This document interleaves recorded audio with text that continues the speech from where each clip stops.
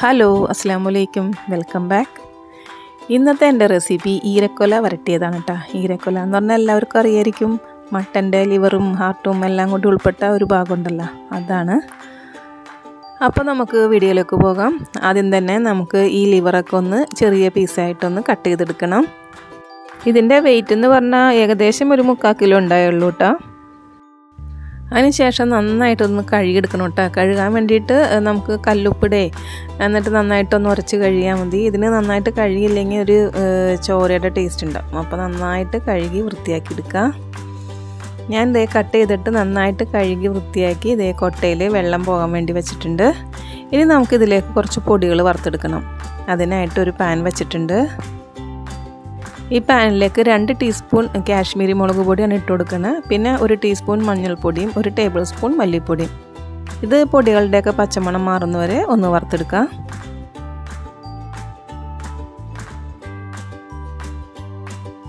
ഇപ്പോൾ എൻ്റെ പച്ചമണമൊക്കെ മാറിയിട്ടുണ്ട്. ഞാൻ ഗ്യാസ് ഓഫ് ചെയ്തു. ഇനി കുക്കറിലേക്ക് നമ്മൾ കഴുകി വാരി വെച്ച ലിവർ ഇട്ട് കൊടുത്തിട്ടുണ്ട്. ഇതിലേക്ക് ഒരു ചെറിയ സവാള, ഇനി ചെറിയ സവാള ഇടണമെന്ന് നിർബന്ധമൊന്നുമില്ല. ഉള്ളി അധികം ഉണ്ടെങ്കിൽ ഉള്ളി ഇട്ട് കൊടുത്താൽ മതി.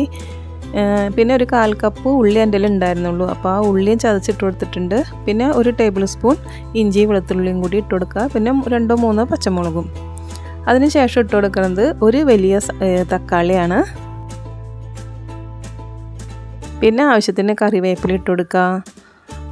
പിന്നെ നമ്മുടെ പൊടികളുണ്ടല്ലോ, പൊടി വറുത്ത് വെച്ച പൊടിയും പിന്നെ 1 ടേബിൾ സ്പൂൺ കുരുമുളക് പൊടിയും 1 ടീസ്പൂൺ ഗരം മസാലപ്പൊടിയും കൂടി ചേർത്ത് കൊടുക്കുക. പിന്നെ ആവശ്യത്തിന് ഉപ്പും ചേർത്ത് കൊടുക്കുക. ഒരു 2 ടേബിൾ സ്പൂൺ വെളിച്ചെണ്ണ കൂടി ചേർത്ത് കൊടുത്തിട്ട് കൈ വെച്ച് നന്നായിട്ട് തിരുമ്മി ഒന്ന് എല്ലാം കൂടി ഒന്ന് യോജിപ്പിച്ചെടുക്കണം. ഇതിൽ വെള്ളമൊന്നും ഒഴിക്കണ്ട. എന്നിട്ട് നമുക്ക് കുക്കർ അടച്ച് ഒരു വിസിൽ വന്നതിന് ശേഷം തീ കുറച്ചിട്ട് ഒരു 10 മിനിറ്റ് ഒന്ന് വേവിച്ചെടുക്കാം. 10 മിനിറ്റ് കഴിഞ്ഞപ്പോൾ ഞാൻ കുക്കർ അതിൻ്റെ ആവിയൊക്കെ പോയതിന് ശേഷം ഞാൻ തുറക്കുകയാണ്. നന്നായിട്ട് വെന്തിട്ടുണ്ട്. പിന്നെ കുറച്ച് ഗ്രേവി ഉണ്ട് ഇതിൽ, അത് നമുക്ക് വറ്റിച്ചെടുക്കാം. ഇനി ഒരു പാൻ വെച്ച് അത് ചൂടാകുമ്പോൾ അതിലേക്ക് ഒരു 3 ടേബിൾ സ്പൂൺ വെളിച്ചെണ്ണ ഒഴിച്ചു കൊടുക്കുക. ഇനി ചേർത്ത് കൊടുക്കാൻ പോകുന്നത് 1 ടീസ്പൂൺ ചെറിയ ജീരകമാണ്. ചെറിയ ജീരകത്തിൻ്റെ ടേസ്റ്റ് ഇഷ്ടമുണ്ടെങ്കിൽ മാത്രം ഇട്ട് കൊടുത്താൽ മതി. അല്ലെങ്കിൽ പിന്നെ ചെറിയ ഉള്ളി അരിഞ്ഞ് ഒന്ന് താളിച്ച് കൊടുത്താൽ മതി. ചെറിയ ഉള്ളിയും കറിവേപ്പിലയും ഇട്ടിട്ട് ഒന്ന് മൂപ്പിച്ചതിന് ശേഷം നമുക്ക് ഈ വേവിച്ച് വെച്ചിരിക്കുന്ന ലിവർ ഇതിലേക്ക് ഇട്ട് കൊടുക്കുക. ഞങ്ങൾക്ക് ഭയങ്കര ഇഷ്ടമാണ് കേട്ടോ ഈ ചെറിയ ജീരകം. പൊടി ഉണ്ടെങ്കിൽ പൊടി ഇട്ട് കൊടുത്താൽ മതി. ഇപ്പം എൻ്റെ കയ്യിൽ പൊടി ഇല്ലാത്തത് കൊണ്ടാണ് ഞാൻ വെളിച്ചെണ്ണയിലിട്ടൊന്ന് പൊട്ടിച്ചിട്ട് ഗ്രേവി ഒഴിച്ചു കൊടുത്തത്.